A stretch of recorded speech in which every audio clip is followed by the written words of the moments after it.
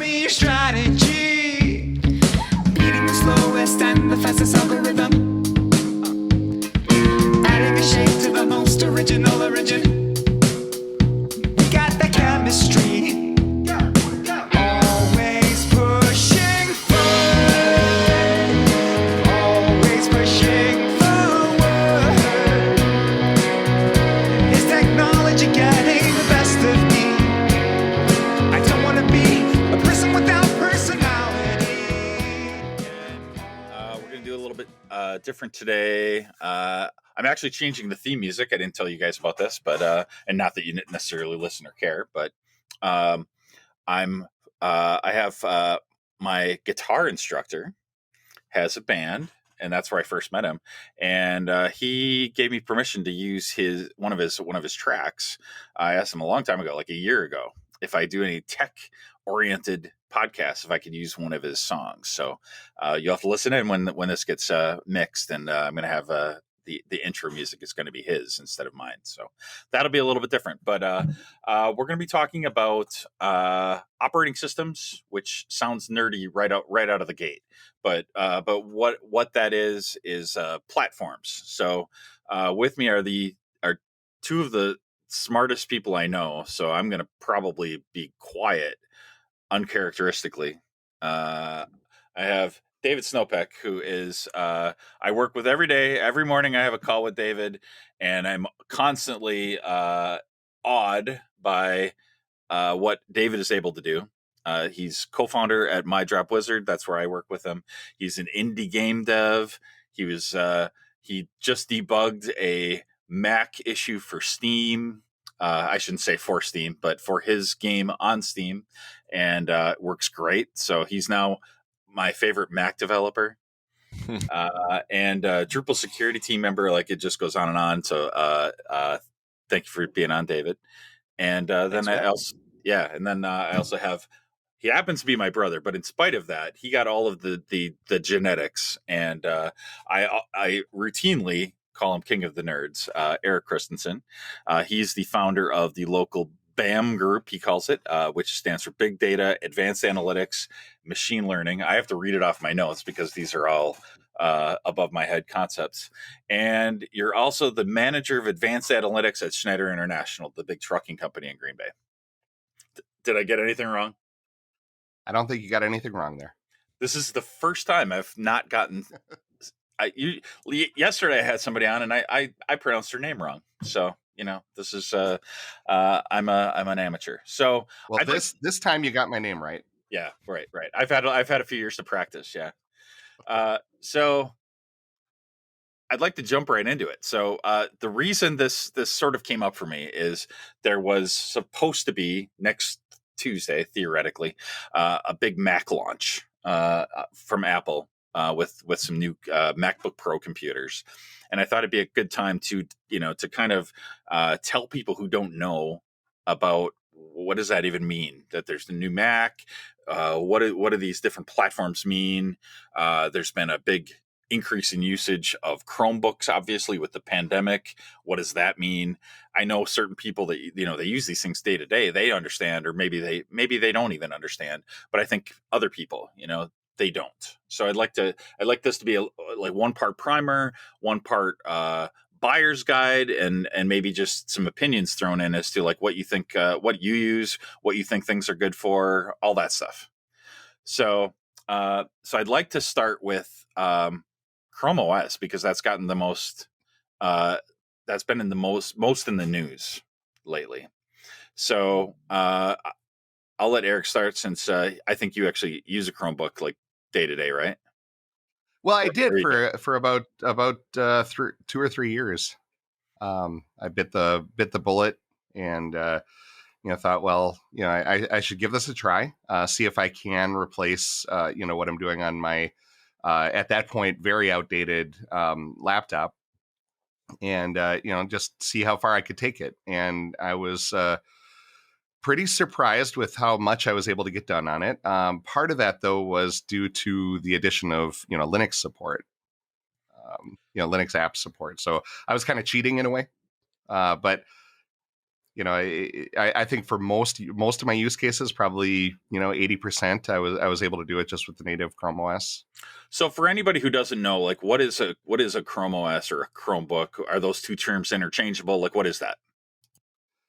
Well, I would say that the way I've seen it characterized, which I think is fair, is that the genesis of it is it's built around the Chrome browser, right? So you have a laptop that has a single purpose, and that is to run web applications to get you on the web. So if your use case is entirely centered around web applications, then it is really hyper optimized for you. If your use case is around video editing and graphics or video games, it's going to be marginal.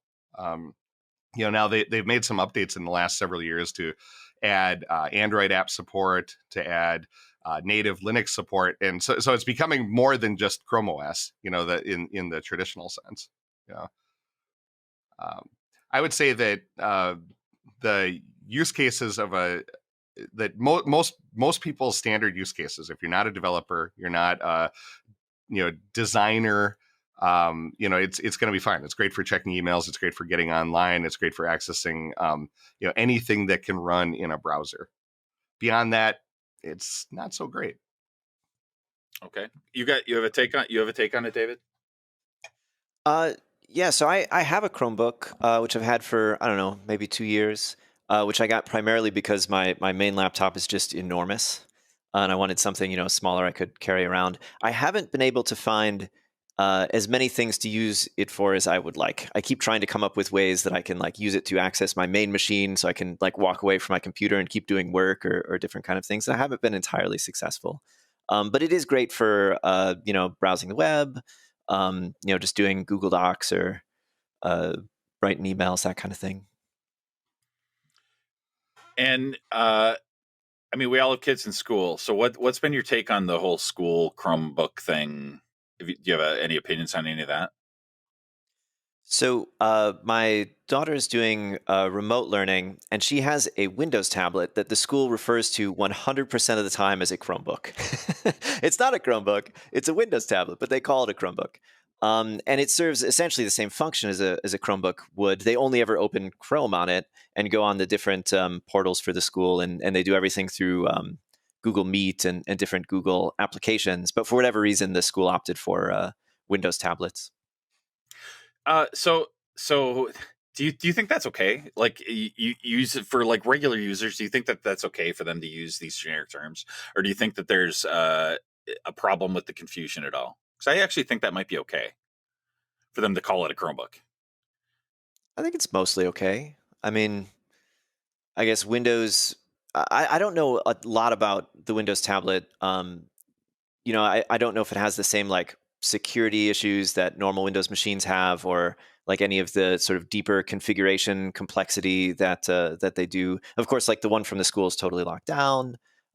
So I don't know. So long as it's not making things less secure or potentially creating a can of worms, technical problems for users, I think it's probably fine. So I have a slightly different take on that, David. I agree with you in principle that, to a degree, names don't really matter, right? If they want to call it a Chromebook, in general, knock yourself out. But, this is at a school, and accuracy matters, in education to a degree, right? So, yeah, I'm conflicted on that, because on the one hand, I want to dismiss it and just say, well, kind of who cares? These aren't, they're not at a, this isn't a computer sales event or anything like that where technical accuracy really matters. But at the same time, you're reinforcing terminology on a day-to-day basis in so many contexts at a school, and here you're getting it wrong persistently. It kind of bothers me a little bit. Well, so I was saying that partly because I guess I want to see if these mistakes continue, because right now we have so many other people involved in day-to-day education, parents and grandparents and siblings, and that's hopefully not going to continue in the long term.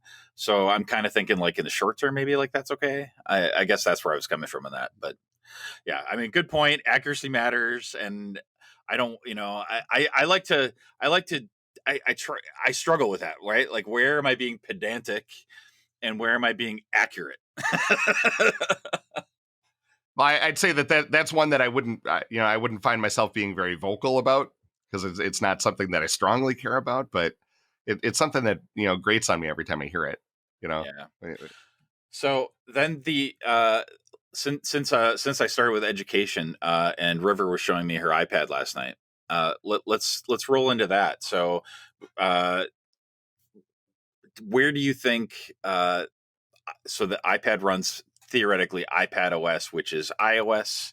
They're really kind of the same thing as of right now, with very few differences. So that, I think, is sort of confusing to people. I don't know what's your take on that, Eric? You can go first on that. On the use of the iPads in school, All of it. All of it. So yeah. I would say it's it's convenient. When they So we've been through this a couple times now. I have 2 stepkids that also went through, having iPads until now they're in high school and they have MacBooks. But for years we've had iPads in the house.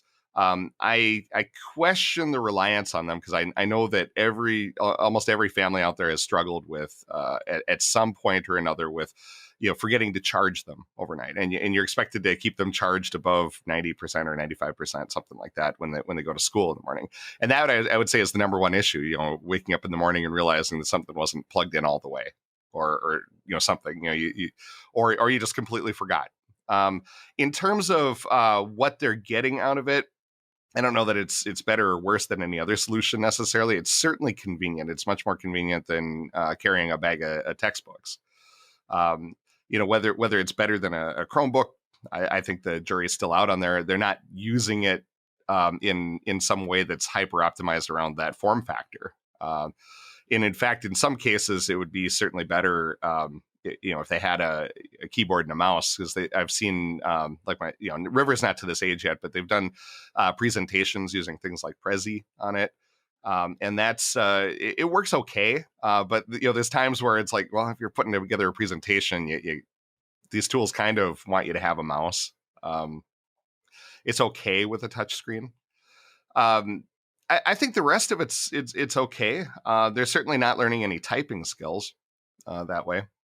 They're not equipping them with with the Bluetooth keyboard or anything like that. So I'd say it's okay. I don't think it's great. I do like that they don't have to carry books. Yeah. Do you have a take on that, David? Not really. My kids haven't done anything with tablets in an educational setting. We don't really have any Apple products. I don't know much about the iPad in particular. Just for like recreation, my girls have like the Amazon Kindle Fire tablets. Yeah. So I, of course, am an Apple addict. I have one sitting right here that I just use as a server, which probably surprises you guys. Yeah, so I actually have my old iPad sitting right there as a shortcut server, which is super nerd stuff. But I use iPads all the time. I have an iPad, like a regular, like classic iPad Air 2, and I have an iPad Pro, and I love them. And much in the same way, though, that David, you were talking about the Chromebook, I wish the tools for accessing my main computer were a little bit better. That's the stuff I always struggle with, because it's like there's always like that one thing that I need. Like I gotta like. And I usually leave my MacBook all plugged in downstairs, and I'm like, oh, I don't want to go all the way downstairs to go get my MacBook and bring it upstairs, and then unplug it and plug it back in. So it's which it sounds ridiculous, but then we run into these microphone problems. So Yep. I would love to have this a portable device that I can access these other things remotely, but my only other experience, I have no experience with iPads in education, because the Green Bay schools all use Chromebooks. So I have mixed feelings, because I really want school districts to cut their budgets, and Chromebooks are probably a little bit cheaper than iPads. Although I don't know by how much. I mean, once you start decking them out with keyboards and everything, the iPad's going to be more. But if they don't equip them with keyboards, they're probably pretty close in price, because I know they get education discounts and everything. So I don't know that the price difference is that vast. But so then it kind of goes down to like, what is the use case? So on the Chromebooks, are kids doing anything much more than the Google tools, versus on the iPad, they're using all sorts of apps, right?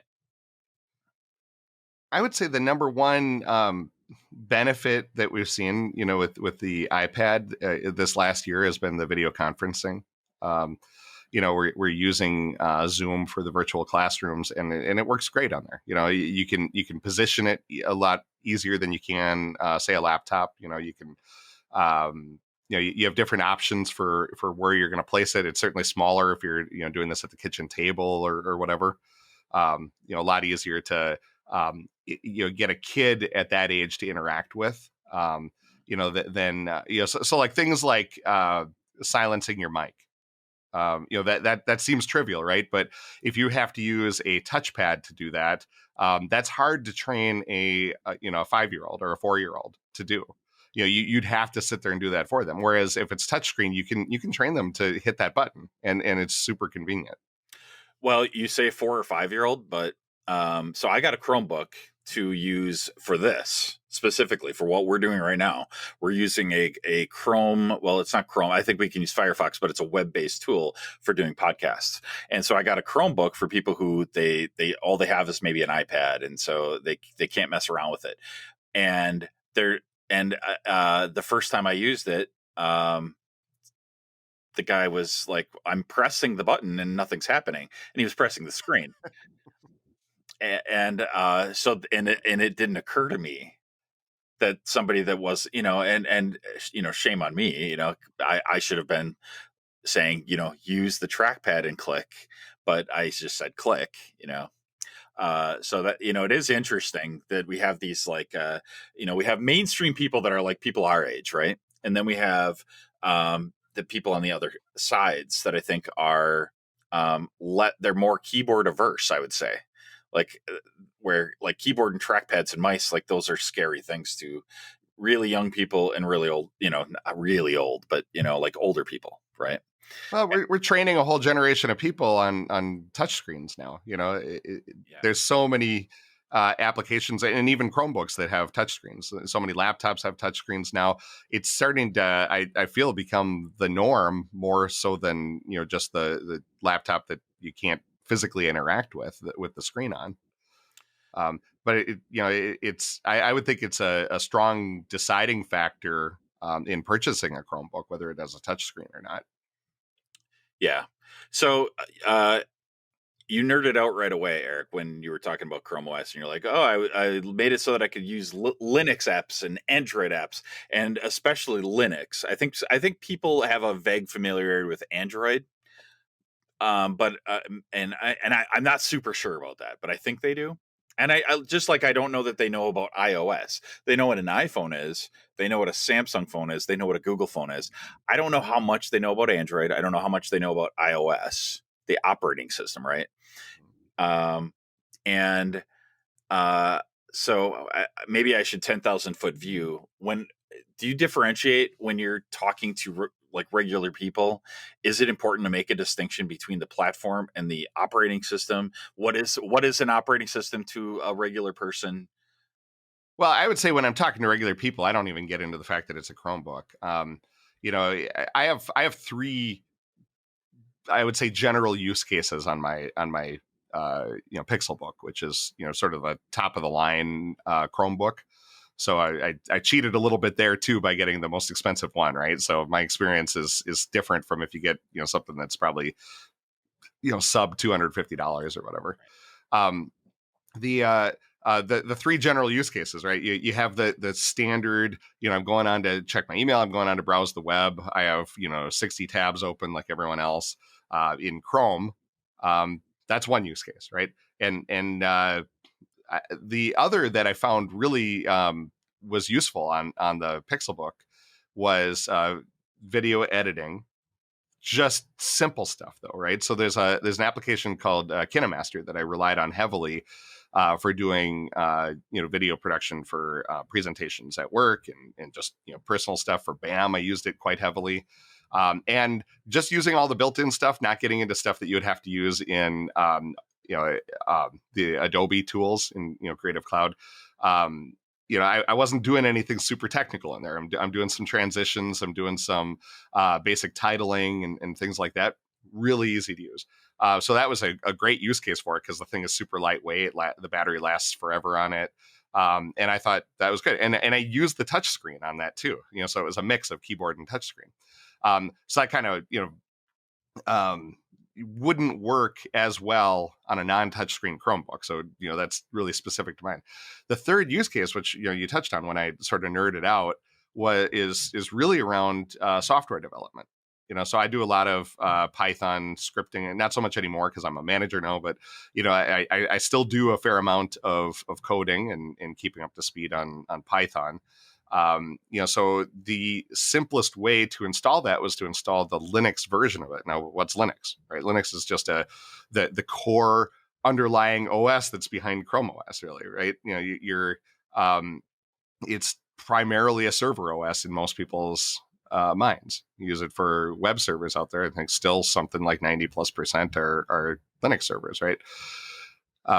So that's, if I didn't have that programming use case, I wouldn't, most people wouldn't even have to bother knowing what that term means, right?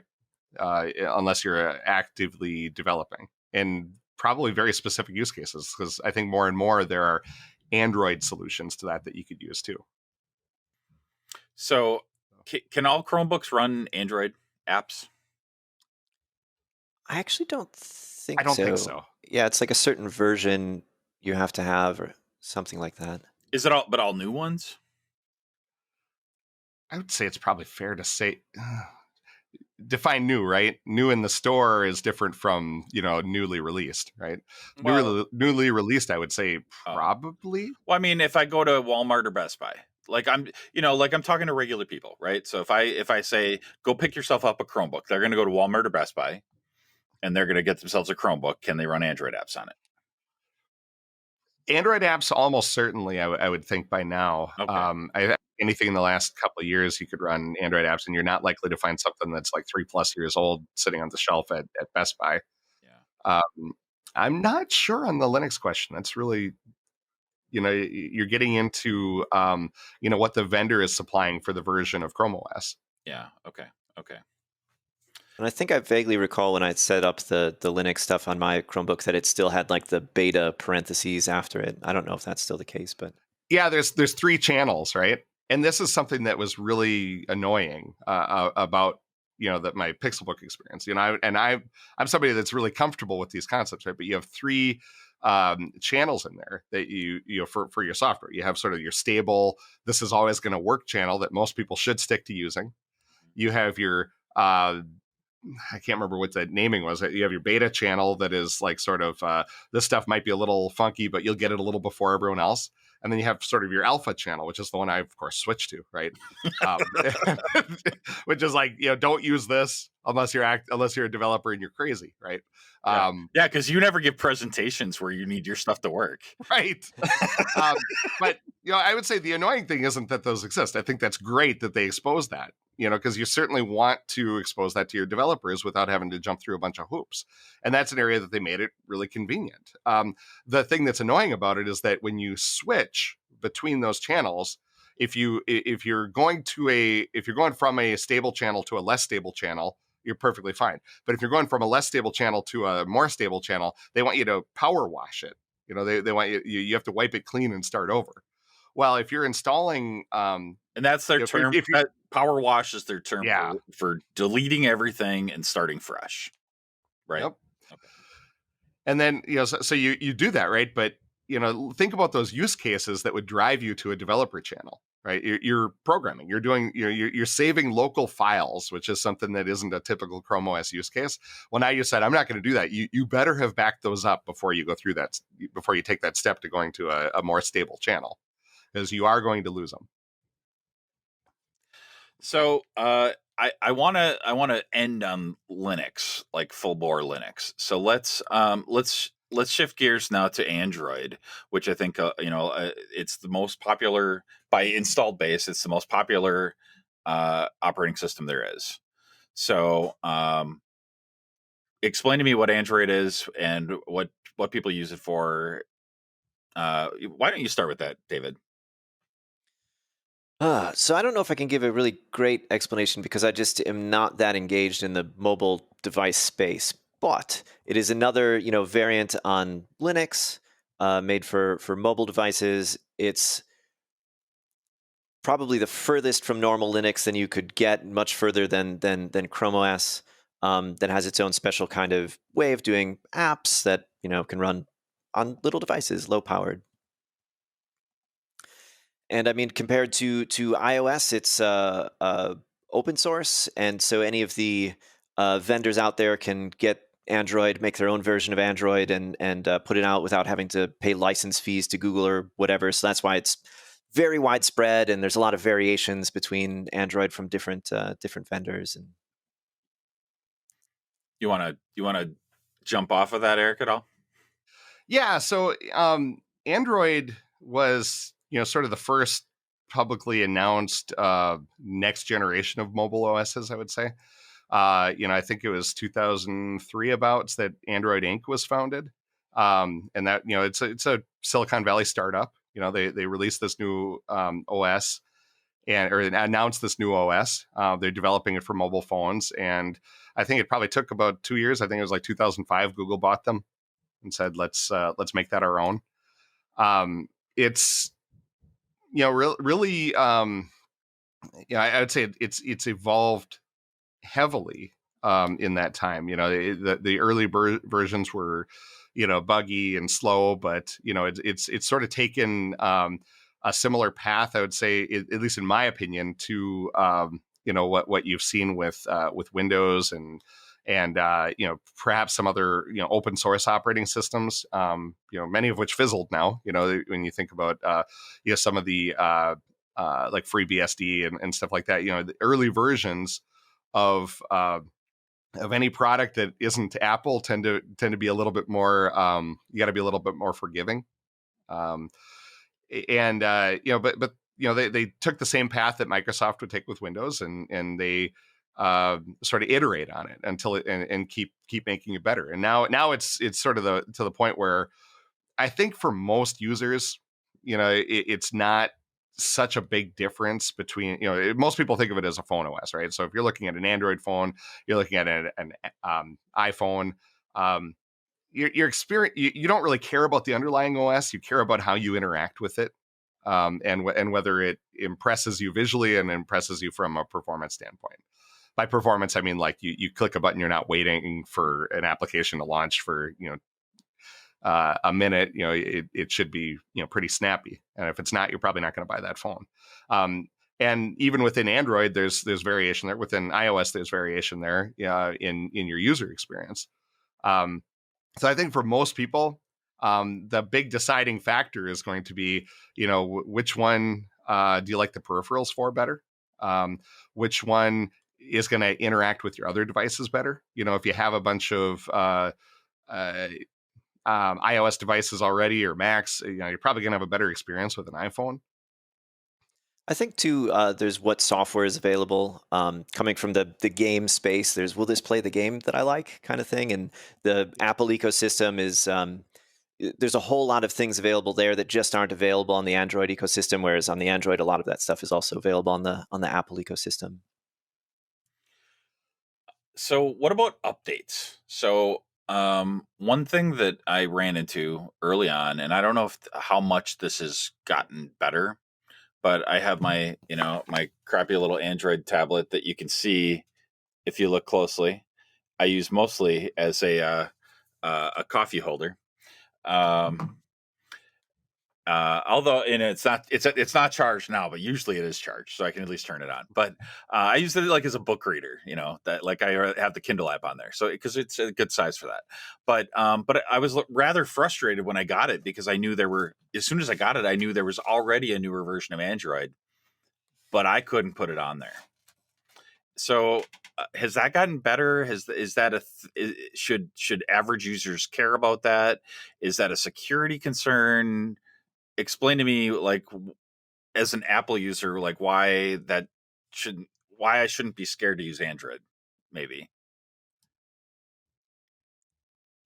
You want to take that, David, or? I mean, so I'm coming at this probably more like a normal consumer. Like, I don't care about updates. Like, I do not want the newest version of Android just to have the newest version of Android. I just want my phone to keep working and not, randomly break. The security concern, I mean, that I think comes down to more, do you trust the vendor who you bought your phone from? Like, I have a Samsung phone, and is Samsung going to keep doing the updates when they need to do them? And that's less of an Android thing, because they're choosing what updates go out to their customers at what time.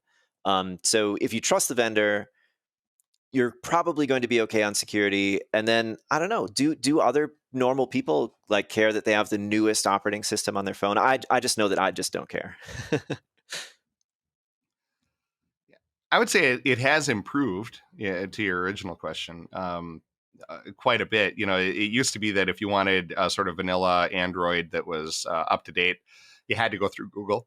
That certainly is your path of least resistance to the newest features and things like that. They sort of, they had their Nexus line for years, and then they replaced that with the Pixel line, but it's still basically the same line of phones, right?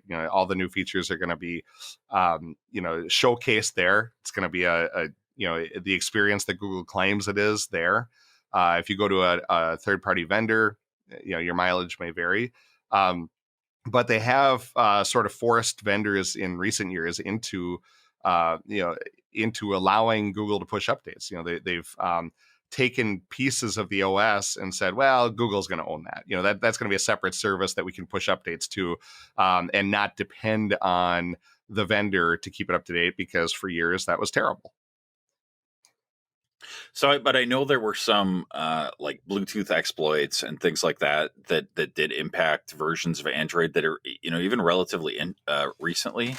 And I listened to the Security Now podcast, and I hear almost every week there's exploits on, it's not, and I'm not picking on Android. There's exploits on Windows every week. Every week there's, maybe every other week there's an exploit on the Mac. Every week there's some kind of exploit on iOS. But I get updates on iOS and a Mac and on Windows, like, every time. And on Android that was more difficult. Yeah, I get updates probably more frequently than I need now. I have a Pixel. So I'm in the what Google would say is the gold standard. It's been years since I've had a Samsung or a Motorola phone, and I definitely didn't get the updates as frequently back then. But I don't even know if that was true of Google back then, if they were pushing updates that frequently. I mean, you'd see the major releases, quarterly or whatever, you'd see these major releases, and you'd be like, well, when's my phone going to get it? And it's generally 6 months later, as it goes through, it takes 3 months to go through the vendor, it takes another 3 months to go through the carrier, because they have to sign off on it on major updates. I don't see that anymore. I have this phone right from Google that, I get updates. It tells me, hey, whenever you're ready, we have a security patch. I get that weekly, every other week, something like that. It's very frequent, just requires a quick reboot, and then I have the latest update. It's mostly happening behind the scenes, aside from that reboot that's required most of the time. Yeah, speaking as someone using a Samsung phone, I get pretty frequent security updates as well. They'll Okay. send a message saying there's a security update, and I can either do it right now or I can delay it up to 24 hours. But they're gonna do They're it. going to push you. Yeah.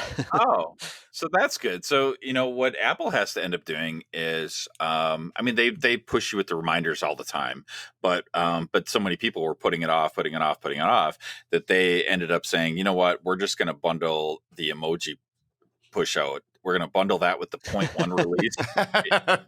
And that has improved security on iOS tremendously, just by bundling something that they know people want. So I thought that was kind of interesting. That's something that they brought up on Security Now, and I'm like, yeah, I can see that totally being a thing. They didn't have numbers, but I bet but they surmised that. So since I was talking about iOS, why don't you guys, David, you want to give your take on iOS real quick? I have very little experience with iOS. My only encounter with it is when I need to do some sort of development programming task. I'm trying to port some app to it or whatever, and then I, get a Mac OS VM in the cloud somewhere and do what I have to do to get it done, and then I put it all away. So I really don't have very much experience with iOS. Yeah, I guess I should clarify because we did kind of talk about iPads like in education, and I guess I'm kind of this is where the terminology gets a little confusing, right? Because Apple calls the iPad OS now, and it really runs iPad specific apps, and it also runs many, but not all, iPhone like iOS apps. So since we were talking about Android and that's primarily used in phones, I'm kind of looking at the phone angle. So Eric, what do you think of iOS? I don't have a strong opinion of it outside of the iPad, although it is the most common OS in my house right now, I think. My two stepkids have it. Anne has it. We use it for the school iPads. So it's, that's 4 devices right there, plus our personal iPad, which, we use eerily similar to how you use it. It's a Minecraft server in the evening. But that's because my daughter is addicted to that right now.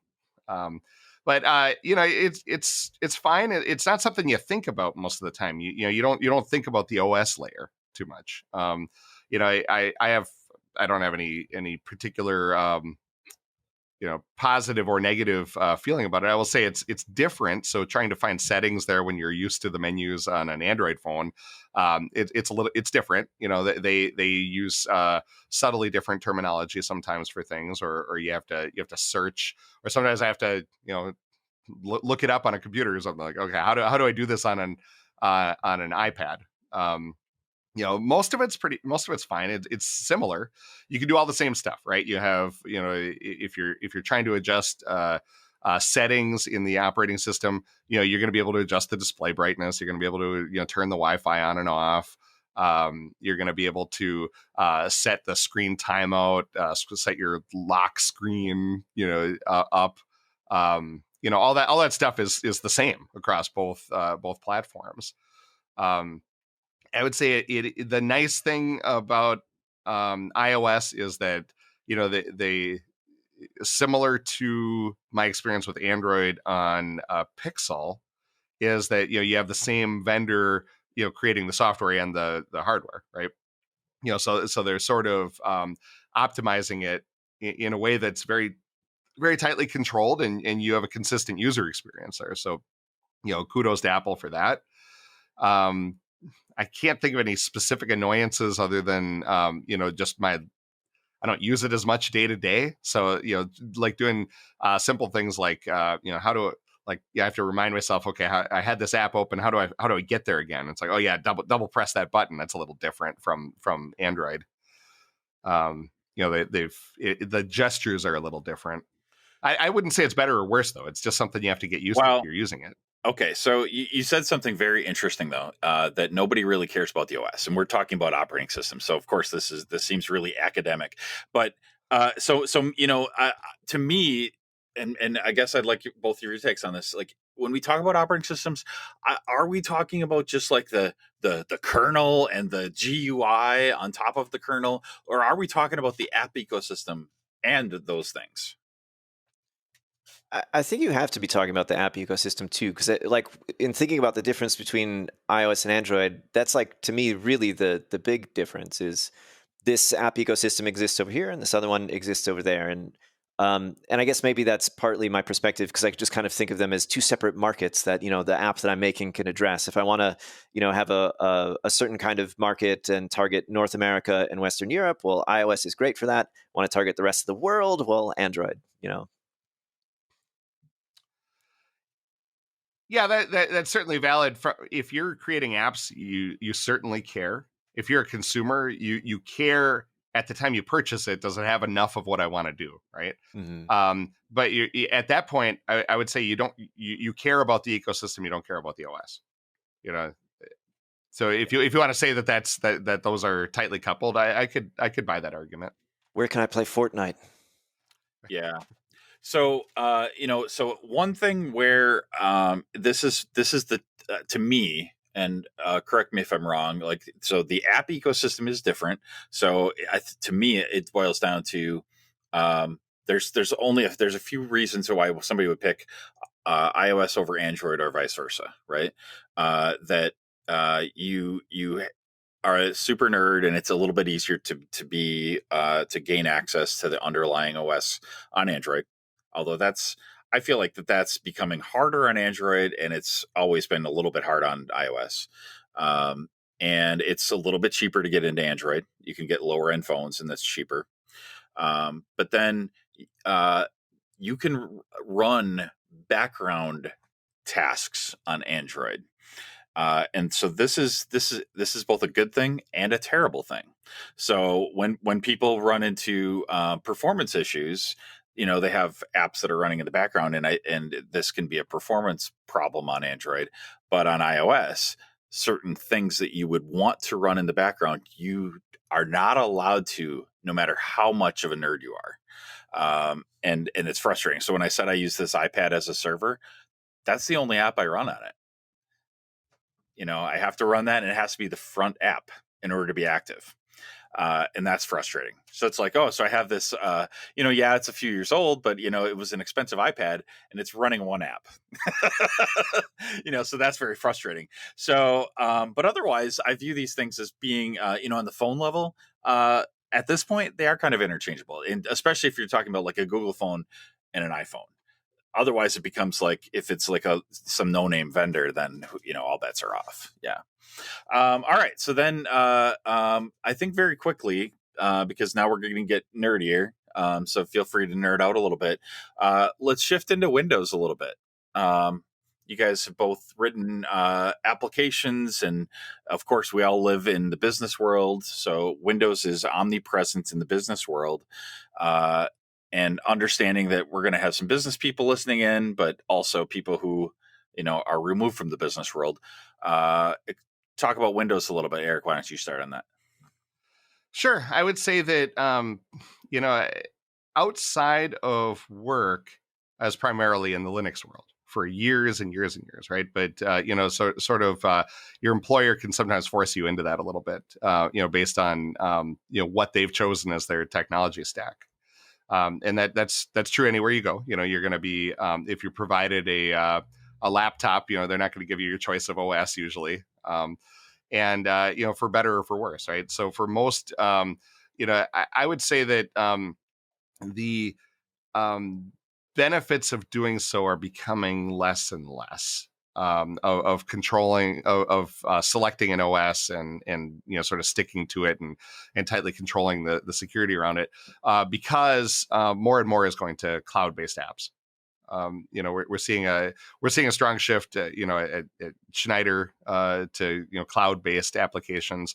I think pretty soon, the sort of things that we run locally, on a workstation or on a laptop are going to be less and less. It's very minimal now already. I think as far as a personal laptop, I have probably about 4 or 5 months ago, I bought the first Windows laptop I've bought in 15 years. So I've started using it again. But some of what's going on in the laptop world, I think, is making that easier. You have tools like it's making it easier to not care about what the underlying OS is again. When you have containers that you can run all other OSs in, and you can test software in, or you run an application, like in Docker, that's intended for another operating system, and you can run that sort of seamlessly on your computer.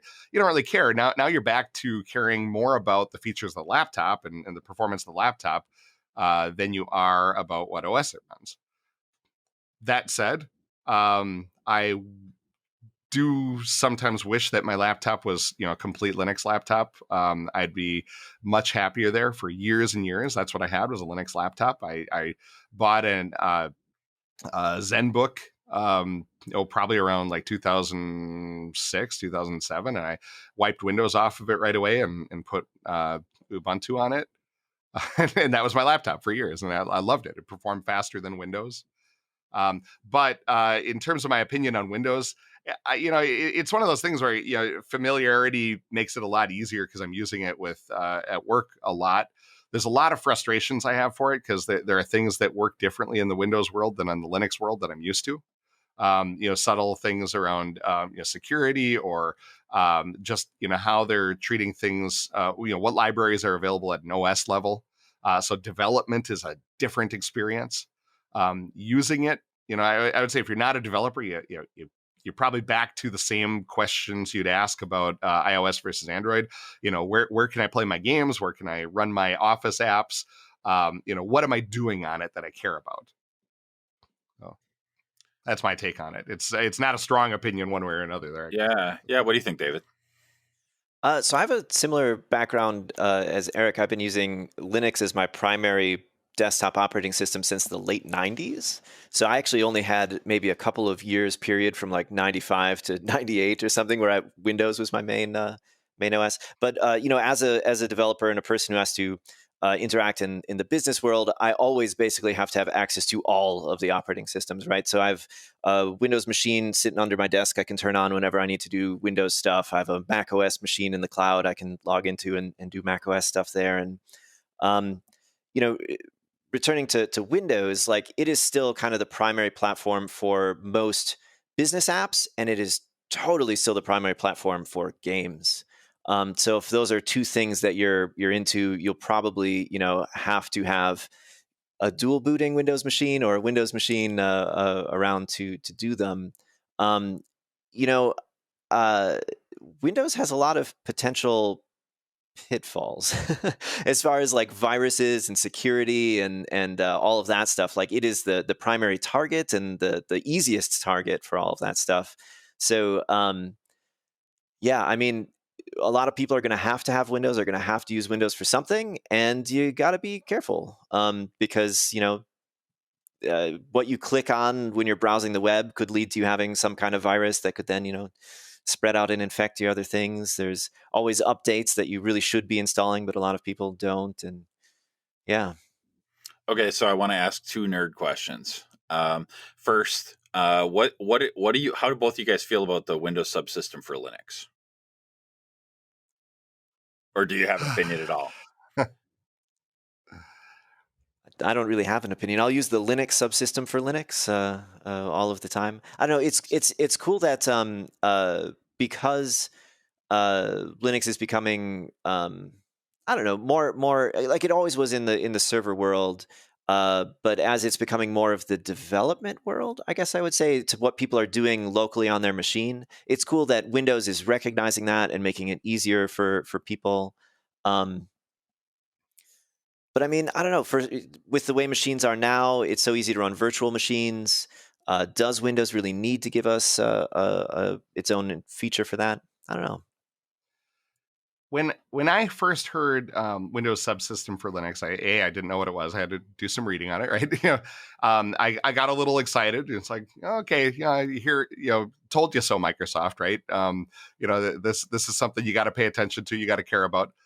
Then I started looking at the other things, the other moves they were doing, right? Purchasing GitHub is an example, and you start looking at their history with technologies that they pull under their control, and I'm a little uncomfortable with where this is going. I don't know exactly where it's going. I don't have access to Microsoft's strategic roadmap or anything, but that's an area where they don't have a real good history in the open source world. They certainly in the mid 2000s, they came out with their shared source as their alternative to open source. And it was just like almost a mockery of open source, concepts, free and open source. I don't know where this is going. I don't use it. I don't have a need for it myself. Perhaps I will, like I said, I just got a Windows laptop several months ago. I'm getting, sort of back into using that a little bit on a personal level.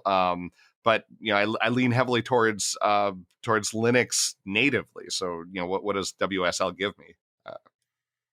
Yeah, well, that was exactly my take on it. It's like I got excited about it at first, and then I'm like, but what, like, what is it? What does it give me over just running a VM or accessing another server on a command line? Like, because the whole point would probably be because I have another server somewhere.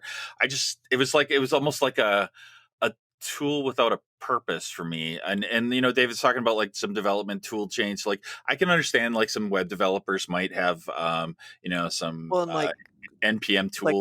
now that Docker's becoming part of everything, a way to run that more natively than having to sort of like run it in a VM that you try to pretend isn't there. Right. Yeah. Yeah.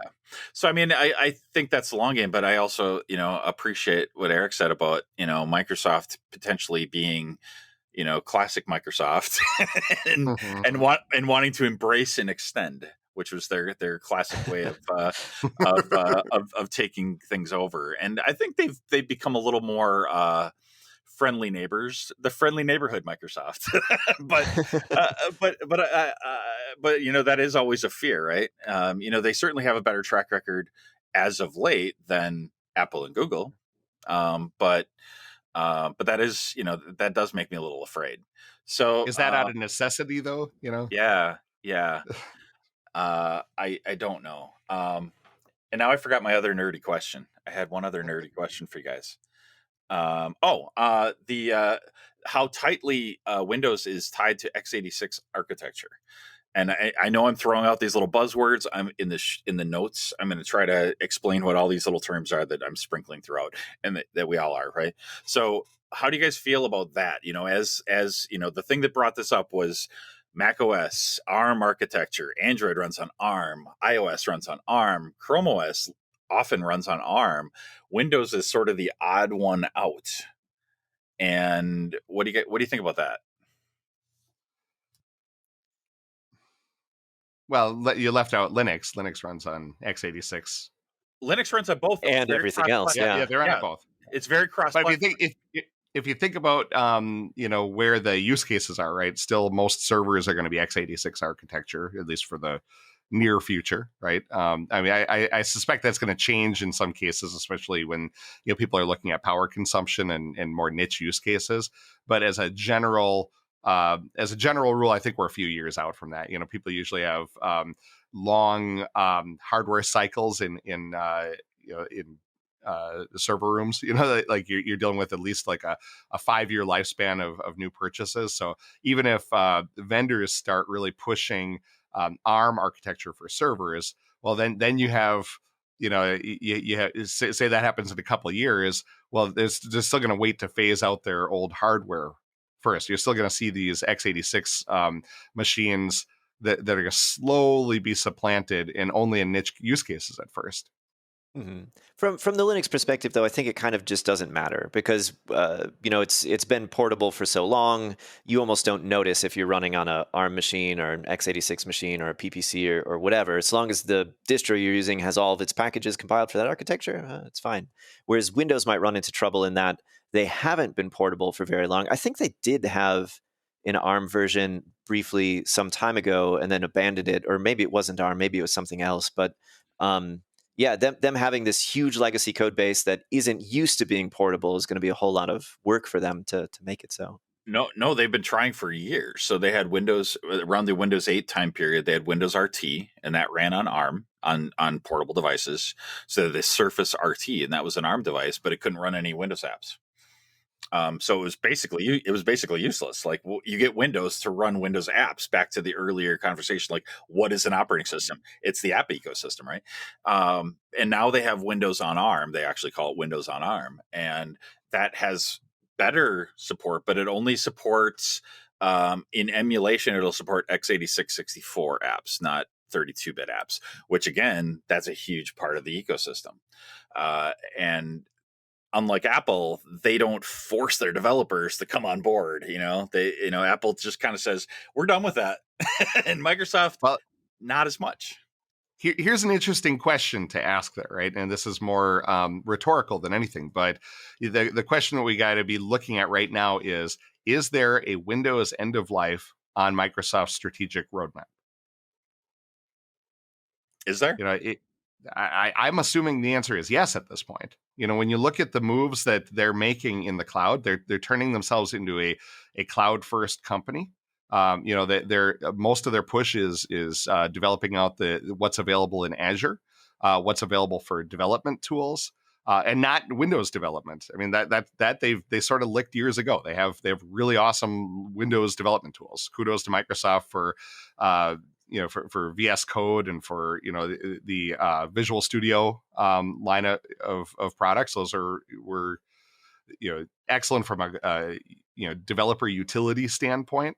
Expensive as hell. I mean, $12,000 10 years ago for a Visual Studio Ultimate license, right? $12,000 a year. It's not something you get for home use, right? But that's old Microsoft. 10 years ago, they weren't so heavily focused on Azure and on building out that ecosystem.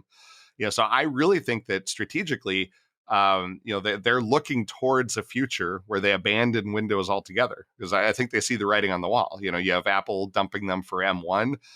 You have Android and iOS running for years on other architectures, and I think these other.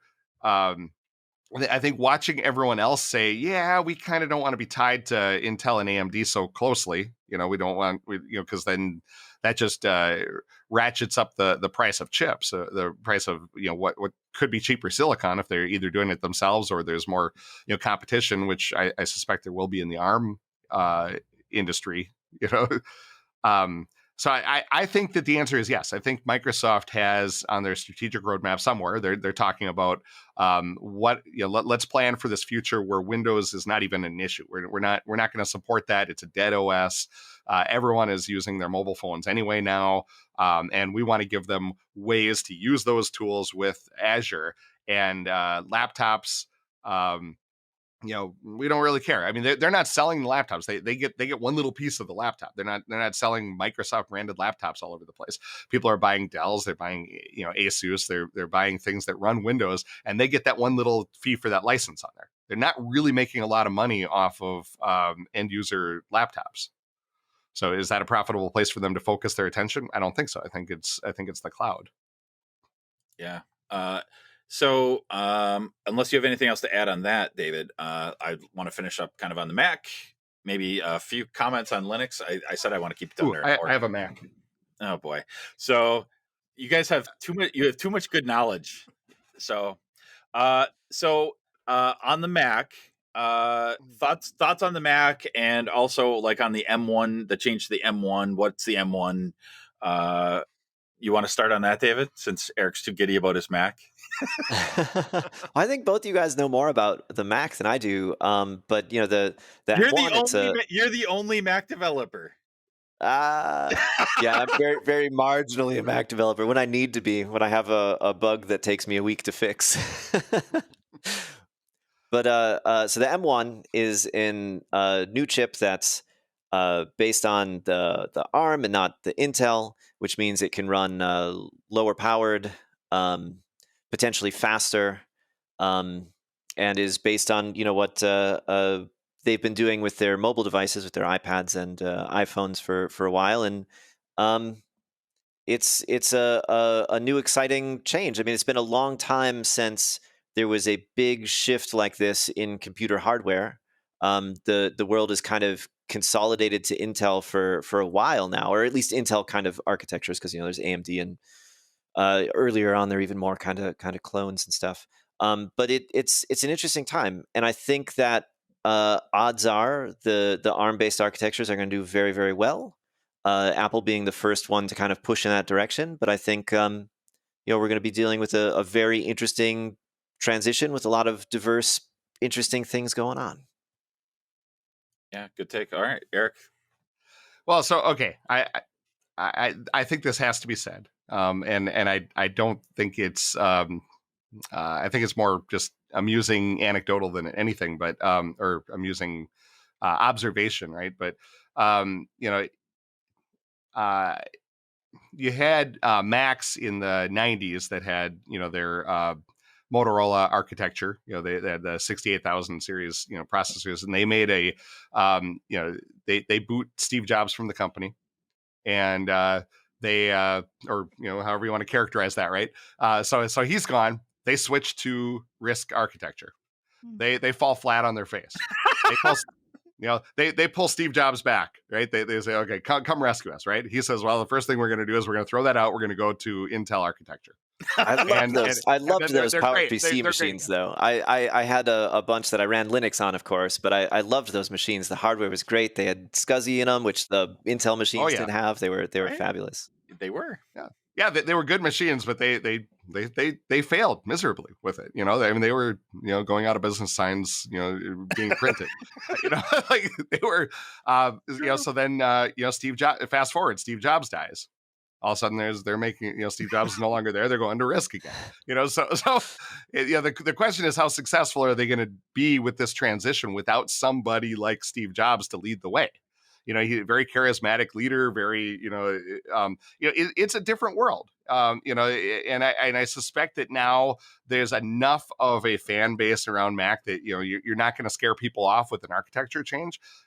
I don't know that you're going to excite a lot of people with that. I think most people don't know the difference. Okay, what was in my last Mac? I guess that was Intel.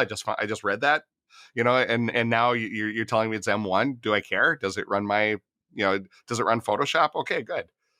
Yeah. I guess most people just don't want their old stuff to break, and the net result of this will ideally it'll be exactly the same, but a little faster and use a little less power.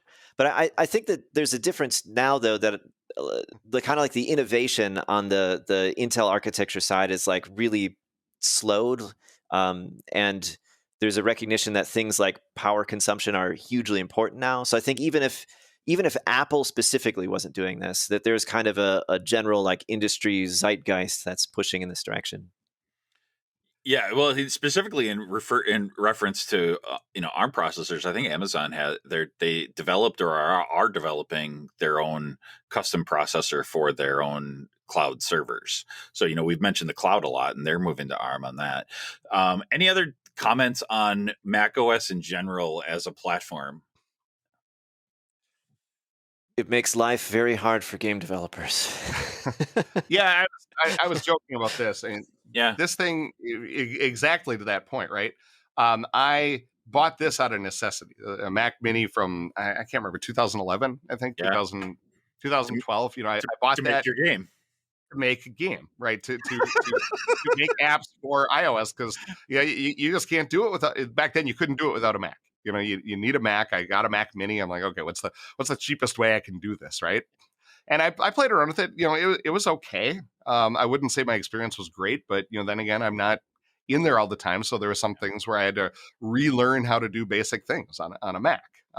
It wasn't hard. It was just different. It worked okay, but their entry level Macs, they really want to push you towards, at least at the time, they wanted to push you towards the higher end ones. Every update slowed this thing down dramatically. It was almost unusable. I don't even know if I can run this thing now. It's got such an old version of iOS. I haven't had it plugged in years, but we do run on a day-to-day basis. Anne has a laptop she uses for work. I was mentioning before that, to a degree, Microsoft doesn't care, where you run your apps, and which OS you use, or it's becoming less relevant because everything's becoming cloud-based. That's an example of it. She uses that for work every night, and an slightly older MacBook Pro, and it works fine. You don't need a Windows laptop to do our apps because she's logging into a virtual desktop and doing all our work that way. So that level of virtualization is making the laptop that you use less important. That being said, I'm looking at potentially picking up an M1 Mac, just because I saw the entry point was for a Mac Mini was a little higher than what it used to be, but still less than $900. You can pick up a decently spec'd Mac Mini and do some development on. So coincidentally, Gina broke her trackpad on her old MacBook Pro, which was my old MacBook Pro. So she had the hand-me-down, which meant she gets the new Mac, right? So I'm like, well, guess you're getting a new Mac before me. And so she's got, so she goes and gets a MacBook Air that's faster than a Mac Pro, and like we were all saying, like regular people don't care. She doesn't care.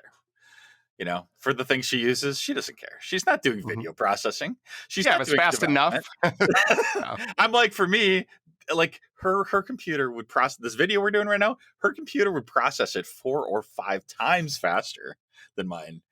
But I'm going to be doing it on this one because you think she's going to let me use hers? Hell no. And that's the thing that makes it really hard to pick, right? Because you have to look, like you can't just look at benchmarks. First of all, benchmarks are meaningless, right? Because they're all going to be cherry picked. Apple can show you why the M1 is so much faster than the latest Intel processor, and Intel can do the same. They're all cherry picked benchmarks that showcase their product. Even third party ones don't really capture what you care about, which is that's all great and everything, but how is my experience going to be? How fast is this going to run what I need to run?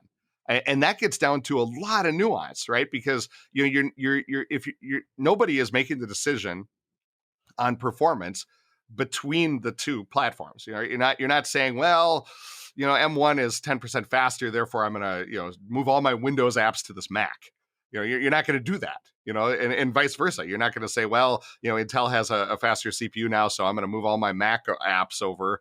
You care more about within the ecosystem, what performance looks like and how finely tailored the OS is to take advantage of that architecture than you do about raw benchmarks, right? And it comes down to individual apps too. If you really care about a particular app that, even though this system and this operating system is theoretically faster, well, the developers just didn't really optimize, their version for that platform as well. So your experience is going to, in fact, be slower. So. Okay, so I kind of lied. I said we talk about Linux. We're not going to talk about Linux, but what I do want, but I already have to try to figure out what to cut. So all right, so just out of each of you, what's your favorite Linux distro? And we'll kind of leave it at that for desktop use. I would say, for it's like a daily driver. So whichever one of you is ready first, go ahead. Ubuntu, I would say, but the one that brings back the fondest memories is Slackware. Fond memories? That was just fun, like doing everything from source, getting into this brand new world. I remember long sleepless nights. Oh man, no, I would say actually the most exciting one was probably Fedora Core. When it first came out, that was the one that got me the most excited in the history. I don't use it now. I use Ubuntu as a daily driver. Yeah. I would. What about you, David? I use Ubuntu now. That's my main desktop OS. I've used lots of different ones in the past. I was big on Debian for a very, very long time. Mostly not running on Intel architectures. I had that PowerPC. I had all different stuff. Probably the most fun I had was when I was running Gentoo Linux, because that's another compile everything from source style OS. And it was a period of time when like you would have these chips that had all these special features like SSE2 and all these different things that your programs wouldn't use because they were so new. And so like recompiling all of your stuff to use these different features on your chip was actually like, it was cool. You got faster stuff going on. You got to dig deeper into the guts of the thing. But no, I don't want to break everything all the time. So I just use Ubuntu. So I am currently using Manjaro for that same reason, because that's the only one that I could get to work with my laptop without screwing around with it. So, which was insane. I didn't think that would be the case. Okay, and then I want to finish off with, and you don't have to give any qualifications, and if you do, brief. What would you recommend to somebody that actually wants an opinion? Because most people don't want an opinion, but what would you recommend if all things being equal? What would you recommend for and think about like an average user? So think about a typical mom, dad, whatever, that type of person, right? The prototypical mom or dad, right?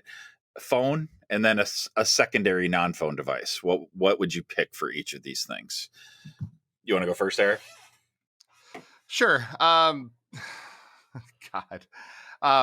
If I had to pick, I'd say make that decision together, because there's so much that you can, you're going to want to pick either an iPhone and a Mac for your secondary device, or an iPhone and an iPad, or you're going to want to pick Android and a laptop of some kind. And I'd say generally, I'd say run Windows on that. It's going to be cheaper for almost the same experience. So what I would say in that case is come up with your top 3 use cases and then come back to me and I'll give you an opinion. Yeah, I think it depends so much on use case, because are you going to play some games? You need a Windows machine. Are you attached to the Apple ecosystem because you love your iPhone? Like, okay, you need an Apple computer as well. So I don't know, like, even though I use Linux for everything, I don't know that I would recommend it to anyone. I guess the situation is a lot different these days than it used to be, and maybe someone could get by that way, but I don't know. I would say, though, the first thing is what do you want to do with it, and say, how does the device support the thing that I want to do? Yeah, I would echo most of that, except I think if you want to run games, that, and then you probably know you have to get Windows, but maybe not. But for everything else, I mean, I am biased, but I do truly think that iOS and an iPad is probably the easiest thing for people who truly don't know anything, and other people, if they're coming at it with, if they have zero experience, right? If they have some experience, well, then again, like Eric said, like, well, what's your use case? Are you going to be? Do you have to do work at home? Well, okay, well then all bets are off, right? Like, you have to come to me with your use cases, and you might have to use Windows. Well, the fiscally responsible side of me wants to say, if you don't know what you're going to be using this for, don't shell out the cash. Don't get anything. Don't get anything. Yeah. Why are you buying it if you don't know how you're going to use it? Well, you're going to watch. You want something to watch Netflix on. Well, there's a use case, right? Yeah. Yeah, then you get a Chromebook if you're just watching Netflix, reading emails. And any of the devices will run Netflix. I think. Mm-hmm. So even Linux, I think, will run Netflix. So figure out what you want to do, and then figure out what the cheapest way to achieve that is. Yeah. Okay. So good. I don't know if you guys have any closing things to say, but that's more than I expected. Like, this was so knowledgeful. I have to try to figure out how to cut some time out of this. So thank you both for being on. And I'm going to put, if you're okay with it, I'm going to put a link to your game in the thing, David, or maybe you don't want me to do that. Go for it. You guys have anything else? Not that I can think of. No, great conversation. Nice meeting you, David. Nice meeting you as well. Thanks for having us on, Elliot. The show is over. You're probably thinking right now, what should I do to help the Ideas by Elliot podcast? First, go to youtube.com/Ideas by Elliot. Click subscribe and click the bell. That subscribes you to the podcast and notifies you when there's new episodes. Next, use your phone to subscribe to the audio version of the podcast. You'll never miss a show. New episodes will automatically get downloaded to your phone. Don't worry, they're tiny. You can easily fit hundreds of episodes. If you don't know how to subscribe in your podcast player, simply go to ideasbyelliot.com and you could subscribe using all popular players: Overcast, Pocket Casts, Apple Podcasts, Google, Spotify, Pandora, Stitcher, and there's tons more. Achievement unlocked. You are now a super fan. You should join our new fans-only community at patreon.com/ideasbyelliot for special access to get exclusive merchandise, early episodes, clips, and provide immediate input on topics and guests. Superfan, you are the essential super spreader. People listen to you. Don't forget to share this with your friends and business acquaintances wherever they are. Obviously, Facebook, Twitter, and LinkedIn, but also things like Instagram, Snapchat, and even email. Everyone is looking for interesting people and important information, and that's what we're trying to do here. Thank you. Podcast. Chair. I know, right?